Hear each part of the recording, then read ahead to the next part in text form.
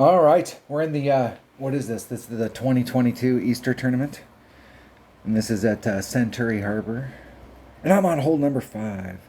So I'm just looking at the holes, trying to create some base notes, so I know what clubs to bring. So what we were doing the last tournament, there's several ways that you can come at this hole. You can come at it from over here and try and bring it around. And if you get up close, let's see how close we can get on this. There is, if you're over in this area, like I'll draw this on there and then like look in that area and then I'll erase it. There's a trough that does run down towards the cup. But it's super difficult to get the speed right to get through there. But there is a way that you can go through there, or you can do a rough bump in the front. So I did this rough bump several times in the last tournament that we had this hole in, and I can't remember what my notes were for that tournament.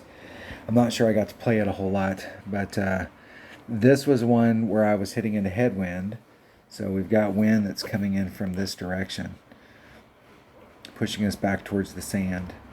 And I did a plus 10% and I missed it. So like down that hill, at least against headwind, like trying to give me an idea of what I should be doing. Let's check it out.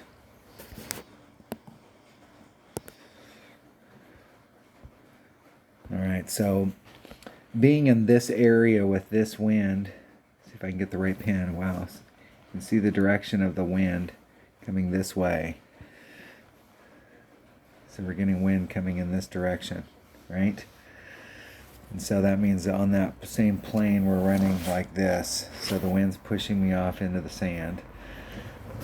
4-1. And where I'm at down here at the bottom, I am one ring away from the sand, and I'm only like half a ring away from the fairway. There's a bigger pocket right here, and you have to use a little more side spin to bring it to the cup, and this is actually the place to work because it gives you a little bit more maneuverability and it gives you a little bit more wind options to try and stay away from the sand. But for some damn reason, I set the shot up in this particular spot. So I did a 4-4.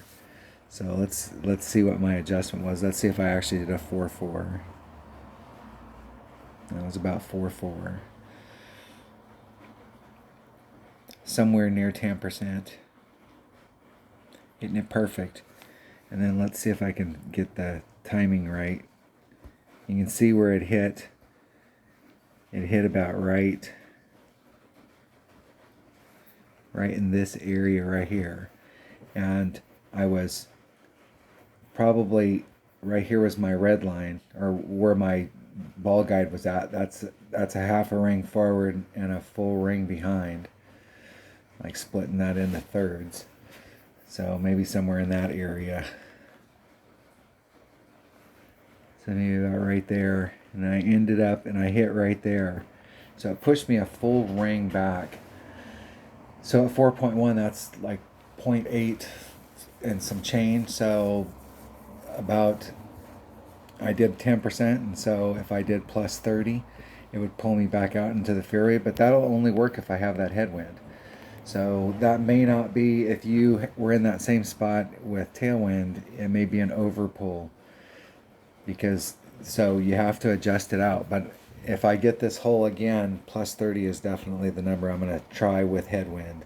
I was in the wrong spot, to be quite honest with you. Really where you want to work and where I would normally try and work is over here. And stay away from the little G-string stuff and try and get out in the middle, so it gives you more options in different directions. And it gives you this option right here that you don't have over here when you're down in the narrow part. So if the wind's blowing in anything that's along this line, you can pull up this without engaging the sand. All right. Let's see what happens. So end up in the sand. Now, one of the reasons that I love a Spitfire is I'm looking for a club that'll save me when I'm in one of those fairway situations where I'm in the sand. And it's the longest hitting sand wedge in the game. It's basically a weak long iron. It hits 120. But it has a ton of topspin. It never, and when it gets really, really high up in level, it gets some backspin, but the backspin's not the deal with it. But when you're up close, it plays exactly, for all of you that play with a rapier, it plays exactly like your rapier, has 100% topspin or close to it. You can rent it out and you can play it exactly. So the deal here is, for those of you that haven't played for a long time, or maybe just don't do these shots because they're easy to make, but understanding why is the closer you can get this ring set to you, especially with this club, the more and more and more accurate it is. So wind's not a factor up here. And the tighter these rings are here, the closer you can get them to you, you can hit a 2-ring great to the left or the right. So the closer you can get it to you, the better. So these clubs that have topspin like this are massive. It all boils down to, if you hit this shot perfect, it's guaranteed to go in the hole.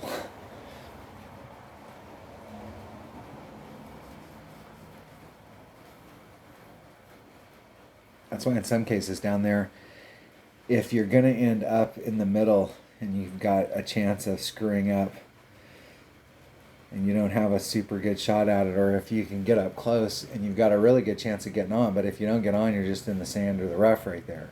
And you still got a really good chance. I always want to go for that shot.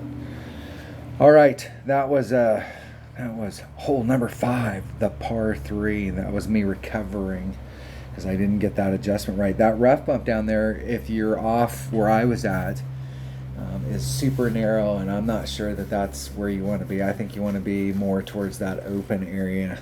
Thanks for watching.